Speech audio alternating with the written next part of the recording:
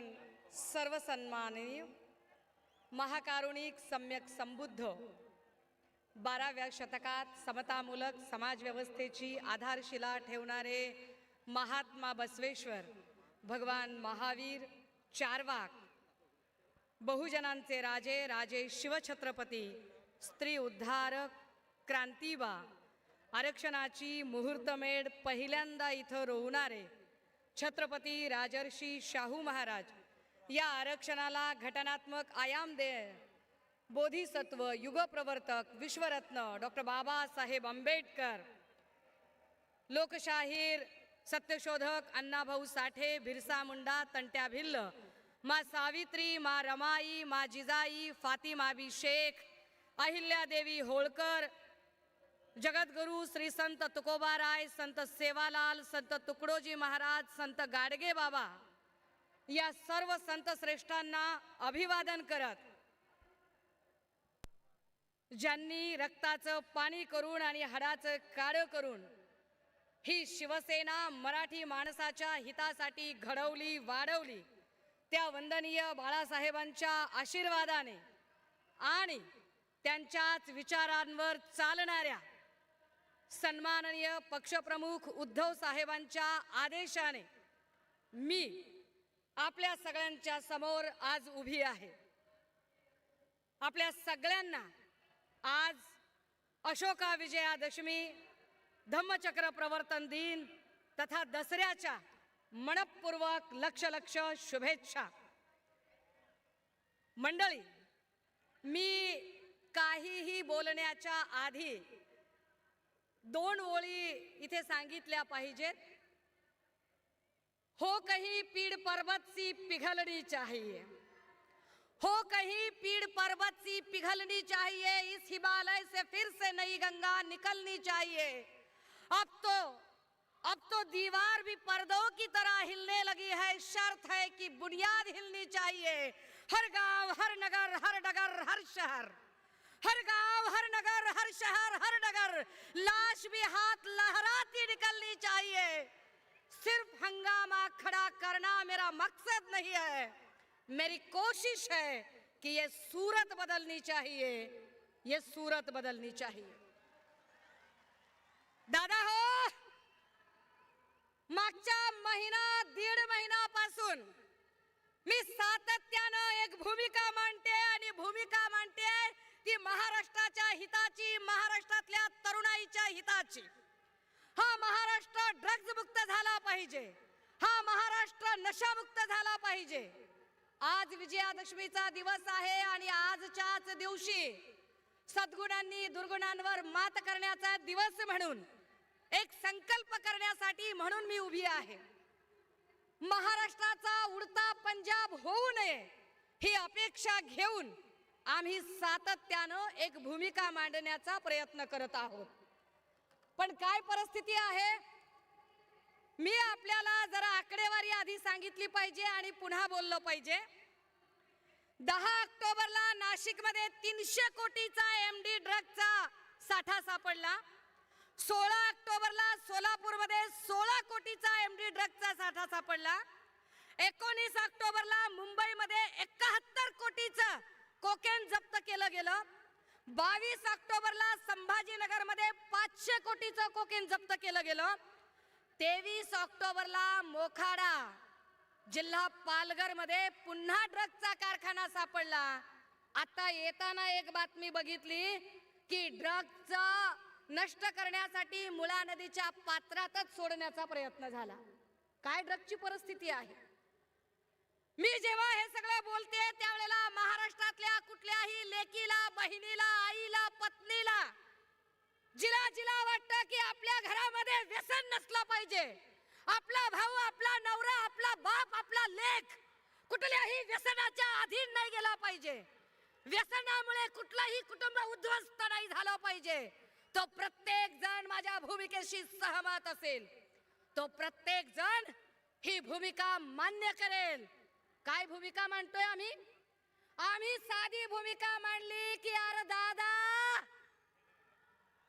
अरे नाशिकला जर एवढा शेकडो कोटीचा ड्रग सापडतो तर नाशिकचा पालकमंत्री काय करत होता का? आम्ही भूमिका मांडतोय की एक्साईजचा मंत्री काय करतो, काय चाललेलं असतं पुण्यातल्या एसपीच, आणि हे सगळे प्रश्न विचारले की मंत्री धमकावतात, घाबरवतात आणि म्हणतात काय, आम्ही तुमच्यावर अब्रू नुकसानीचा दावा करू, आम्ही नोटीस पाठवू, आम्ही हे करू, आम्ही ते करू. मी माध्यमांच्या समोर सांगितलं पाहिजे, 10 दिवसापासून मला नोटीस पाठवली म्हणणारे लोक अंधारातून माझ्याशी मांडिवली करण्याची भाषा करतात. नावं घ्यायची आहेत का? नाशिक मधला अमन परदेशी फोन करतो पुण्यातल्या नलिनी वायाळला, पुण्यातली नलिनी वायाळ फोन करते कुणीतरी गोगावलेला, गोगावले पोचतात माझ्या जवळच्या जठार पर्यंत, दबाव आणतात, घाबरवतात आणि सांगतात की आम्ही अब्रू नुकसानी. अरे मीडियात एक बोलता, इकडे एक बोलता, खरं काय खोटं काय? आणि ह्यांनी माझ्यावर अब्रू नुकसानीचा दावा टाकायचा. ह्यांनी महाराष्ट्राच्या अब्रूची ज्यांना चाड नाही त्यांनी, अरे वाया सुरत गुवाहाटी जाताना कुठं होती महाराष्ट्राची अब्रू, कुठं टांगली होती? हा, अरे या बीड जिल्ह्यामध्ये आष्टी वाळुंजला एका पारधी समूहातल्या मायमाऊलीच्या पदराला हात घालताना तिच्या अब्रूची किंमत तुम्हाला काहीच वाटली नाही का? तुम्ही सांगणार अब्रू बद्दल? आमच्या गावाकडे एक म्हण आहे दादा हो, मला नाही आबरून मी कशाला घाबरू. अरे ह्यांना आबरू असेल तर हे बोलतील ना, आणि मग आबरू नुकसानीचे दावे टाकतील ना. बरं त्यातूनही पुढे मग हे धमकावत राहतात. मी प्रश्न विचारते गृहमंत्र्यांना, तर गृहमंत्री देवेंद्रजी पुन्हा दटावतात आणि ते असं सांगतात की आवाज बंद होतील, याव करेन त्याव करेन, मुखवटे बाहेर येतील, ललित पाटील कुणाचा होता? अरे वा, अहो गृहमंत्री साहेब तुम्हाला प्रश्न काय विचारलाय आम्ही? अहो आमच्या पक्षातल्या माणसांवर पण तुम्ही खोटे नाटे गुन्हे करून टाकलंच की त्यांना आत. मग ललित पाटील आमचा होता अशी मखलाशी करत लपवताय कुणाला? तो आमच्या संघटनेचा पदाधिकारी कधीच नव्हता, कुठल्याच वेळेला नव्हता. पण गृहमंत्री महोदय देवेंद्र फडणवीस साहेब कायद्याच्या चौकटीत राहून तुम्हाला प्रश्न विचारलाय आणि तुम्ही त्या प्रश्नाला सगळ्या पत्रकार परिषदेत बगल दिली. शिवतीर्थावरून पुन्हा तुम्हाला प्रश्न विचारते की गृहमंत्री म्हणून ललित पाटीलला गेली 9 महिने असा कोणता आजार होता म्हणून तुम्ही त्याला दवाखान्यात ठेवला? माझ्या माहितीप्रमाणे बाईचं गरोदरपण सोडलं, बाईचं गरोदरपण सोडलं तर 9 महिने कुठल्याच गोष्टीला लागत नाहीत. तुम्ही कशासाठी 9 महिने वेळ घेतला? कारागृह अधीक्षिका स्वाती साठे यांनी कुणाच्या सांगण्यावरून त्याला पाठवला होता? मेडिकल सुप्रिटेंडेंट अजय टावरे त्यावेळेला काय करत होता? अजय टावरे मेडिकल सुप्रिटेंडेंट हा किडनी रॅकेटचा प्रमुख आरोपी, हा तिथे काय करत होता? माझ्याकडे माहितीचा साठा आहे, बात निकलेगी तो दूर तलक जाएगी. मी पुन्हा सांगते, इथे पक्षाचा प्रश्नच नाहीये. पक्ष, संघटना, जात, धर्म हे सगळं बाजूला ठेवा, पण महाराष्ट्रातला तरुण व्यसनाधीन झाला नाही पाहिजे ही भूमिका आम्ही घेतोय. आणि ही भूमिका मी एक आई म्हणून, एक शिक्षिका म्हणून घेतेय. तर मला घाबरवायला पुन्हा देवेंद्रजी अजून काही लोकांना पुढे करतात. खरं तर देवेंद्रजींना लोक चाणक्य म्हणतात बरं का. मला काही ते चाणक्य अजिबात वाटत नाही. आईला अहो चाणक्य म्हणजे माणसं घडवणारा असतोय हो. चाणक्यानं माणसं घडवायची असतात. उदाहरणार्थ बघा तुम्ही, समजा पवार साहेब आहेत, पवार साहेबांनी कुणाला घडवलं? प्रफुल्ल पटेल असतील, हसन मुश्रीफ असतील, वळसे पाटील असतील, दस्तूरखुद्द अजित दादा असतील, त्यांना घडवलं. वंदनीय बाळासाहेबांनी कुणाला घडवलं? आढळराव पाटील असतील, चंद्रकांत खैरे साहेब असतील, अनिल देसाईजी असतील, भास्कर जाधव असतील, संजय राऊत साहेब असतील, अरविंद सावंतजी असतील, अगदी आमचे पक्षप्रमुख सन्मान्य उद्धव साहेब असतील, या सगळ्यांना घडवलं. देवेंद्रजी तुम्ही कुणाला घडवलं? देवेंद्रजींनी कुणालाच घडवलं नाही, देवेंद्रजींनी फक्त जमवलं. देवेंद्रजी एका मोठ्या महाशक्तीचे महानेते आहात तुम्ही, पण तुम्ही माणसं संपवली. तुमच्याकडे बोलायला नेते नाहीत. कारण विनोद तावडे असतील, पंकजा मुंडे असतील, एकनाथ खडसे असतील, असे अनेक नेते तुम्ही संपवले. आता तुम्ही चंद्रकांत पाटलांच्या मागे लागलाय. संपवली तुम्ही माणसं. ते देवेंद्रजी, मला तुम्हाला अजून एक प्रश्न देवेंद्र साहेब विचारायचा आहे. अहो, तुमची एवढी मोठी महाशक्ती आहे, तुमचं संघटन फार मोठं आहे, दिल्ली पासून गल्ली पर्यंत तुमचीच सत्ता आहे. तुमच्याकडे जिल्हा आघाडी, महिला आघाडी, युवा आघाडी, 12 भानगडी, बूथ प्रमुख, पन्ना प्रमुख, सगळं सगळं सगळं आहे. भाऊ, अहो देवा भाऊ, सगळं जर तुमच्याकडे एवढं आहे, तरी बी शिवसेनेतून, राष्ट्रवादीतून उचलेगिरी कशापायी करतायत ते सांगा. का करताय? जर तुमचा एवढा मोठा पक्ष आणि एवढी मोठी संघटना आहे, तर आमच्याकडचा रेडीमेड होलसेलचा माल तुम्ही उचलता. तुम्ही कसले चाणक्य. पण असो, मला घाबरवण्यासाठी मग देवेंद्र भाऊंनी, नेते तर बोलायला नाहीत त्यांच्याकडे, कारण त्यांनी ते संपवले. मग त्यांनी त्यांची बार्किंग ब्रिगेड काढली. ही बार्किंग ब्रिगेड फार भारी आहे. हे असे छो म्हणले की उभे राहतात. या बार्किंग ब्रिगेड मधला एक मराठी पुढे आला आणि म्हणाला, हम उसका महुआ मोइत्रा करेंगे. अरे मला सन्मान वाटला मला महुआ मोइत्रा म्हणल्यावर. परंतु बार्किंग ब्रिगेड मधला हा मराठी माणूस देवेंद्र फडणवीस साहेब, तुम्ही महाराष्ट्र नासवलाय. कारण महाराष्ट्रात राहून, महाराष्ट्राचं खाऊन, महाराष्ट्रातल्या लेकी बाळींना धमकावण्याची हिम्मत एका अमराठी माणसामध्ये तुमच्यामुळे येते. तुम्ही केलं हे पाप. परंतु देवेंद्र भाऊ, तुमच्या त्या सगळ्या बार्किंग ब्रिगेडला एकदा समजावून सांगा, सुषमा अंधारे म्हणजे शिस्तीत राहा बेट्या, उडू नको ज्यादा, मी अंगार भंगार नाही र.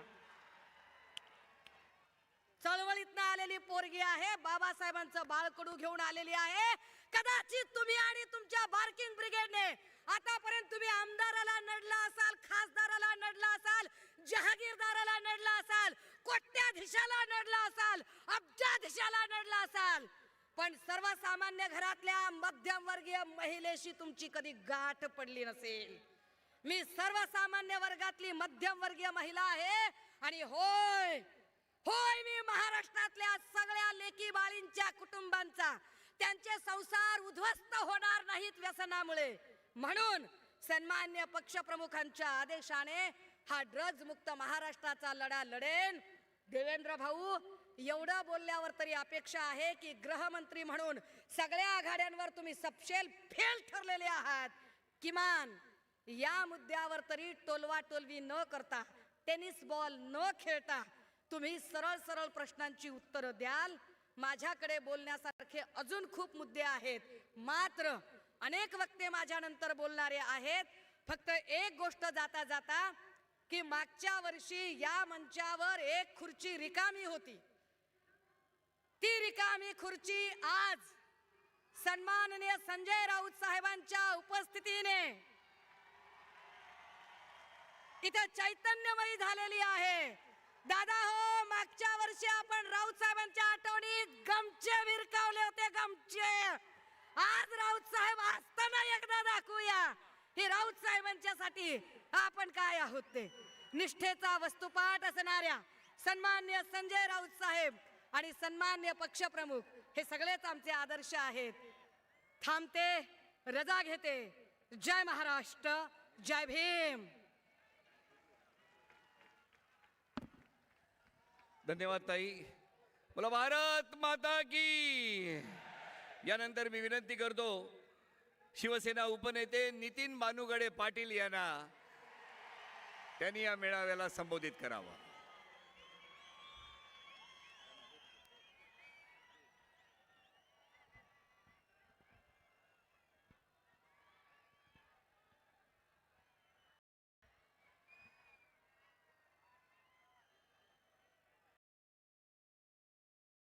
महाराष्ट्राचं कुलदैवत छत्रपती शिवाजी महाराज,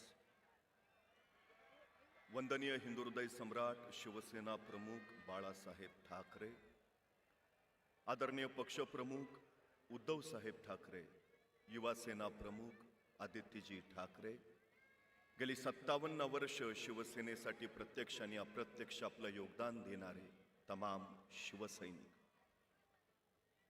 शिवसेना 57 वर्षाची झाली. ही समोर असणारी अथांग गर्दी सांगते, शिवसेना एकच.